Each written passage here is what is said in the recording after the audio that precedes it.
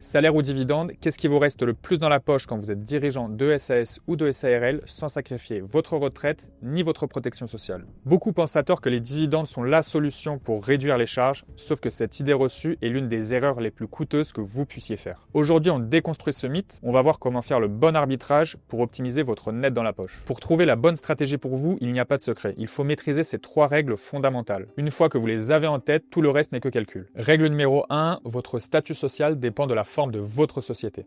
En SARL ou en EURL, si vous êtes gérant majoritaire, votre statut est celui de travailleur non salarié ou plus communément TNS. Vous avez une protection sociale complète, mais elle est généralement moins généreuse que celle du régime général des salariés, notamment sur la partie retraite complémentaire. L'avantage majeur, c'est le coût. Les cotisations sociales sont bien plus faibles, environ 45% du revenu net. A contrario, en SAS ou SASU, en tant que président, vous êtes considéré comme un assimilé salarié. Vous bénéficiez du régime général, la même protection qu'un salarié, notamment une excellente couverture santé. Mais cette protection a un prix très élevé, comptez environ 75 à 80% de cotisations sociales par rapport à votre revenu net. Règle numéro 2, le salaire ouvre des droits, le dividende non.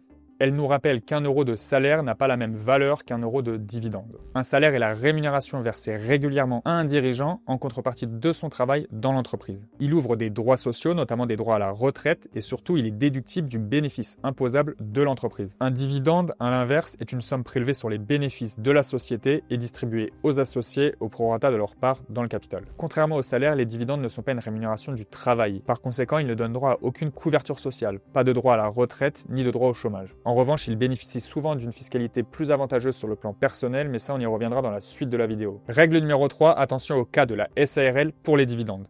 Sur le plan de la distribution de dividendes, la SAS a l'avantage de n'entraîner aucune cotisation sociale. En revanche, en SARL, il existe une règle spécifique. Les dividendes perçus par un gérant majoritaire sont assujettis aux cotisations sociales pour la part qui dépasse 10% du capital social. En dessous de ce seuil, le dividende subit uniquement les prélèvements sociaux classiques de 17,2%. Au-delà, la fraction excédentaire est soumise aux cotisations TNS qui s'échelonnent entre 40 à 45% comme on l'a vu tout à l'heure. Cela a pour conséquence de réduire très fortement l'intérêt de se verser des très gros dividendes en SARL. Ok, la théorie c'est bien, mais dans la vraie vie avec des vrais chiffres, ça donne quoi? On a sorti la calculatrice pour le savoir. On va comparer concrètement ce qu'il reste dans la poche d'un dirigeant de SAS ou de SARL. Pour ça, on a pris plusieurs budgets de rémunération qui vous permettront de visualiser rapidement combien il vous reste dans la poche entre dividendes et salaires. Vous y retrouverez en première ligne le budget qui a été alloué par l'entreprise pour les dividendes ou le salaire, le revenu net disponible qui correspond à votre revenu net en poche une fois tous les prélèvements sociaux et fiscaux passés, et enfin le revenu net global qui lui va intégrer les cotisations retraite que vous avez pu verser. Pour simplifier, les calculs correspondent à un dirigeant célibataire avec une part fiscale et un capital social de 1000 euros. Regardons ce que ça donne avec un budget de 150 000 euros en SARL. En 100% rémunération, vous ressortez avec un revenu net disponible de 82 000 euros. A contrario, avec une stratégie 100% dividende en SARL, ce revenu net disponible diminue à 74 000 euros, soit une baisse de revenu net dans votre poche de l'ordre de 10%. Ce qu'il faut retenir, c'est qu'en général, jusqu'à 200 000 euros de budget entreprise, la rémunération du gérant majoritaire de SARL est souvent la plus avantageuse en termes de revenus nets disponibles et de droit à la retraite. Cette approche permet de maximiser le revenu net, d'avoir une protection sociale sur mesure et une retraite quasi équivalente à celle d'un salarié. Au-delà, pour les budgets les plus importants et selon votre situation, les dividendes peuvent devenir une option plus intéressante. L'idée reçue selon laquelle les dividendes de SAS sont toujours meilleurs que la rémunération d'un gérant de SARL est une erreur de raisonnement. En SARL, il existe presque toujours un équilibre optimal entre rémunération et dividendes pour maximiser votre revenu net. En SAS, pour maximiser ce revenu net, la théorie voudrait tout en dividendes, mais des contraintes pratiques imposent souvent de se verser un minimum de salaire. Vous l'avez compris, le choix entre dividendes et rémunération est complexe et hautement personnalisé. Il n'y a pas de solution unique, elle dépend principalement de votre situation familiale et de vos objectifs. Si cette vidéo vous a aidé à voir plus clair, pensez à la liker et à vous abonner à notre chaîne. Et si vous avez des questions sur votre cas personnel, n'hésitez pas à les poser en commentaire de cette vidéo. Cliquez sur la vidéo qui s'affiche et à très bientôt.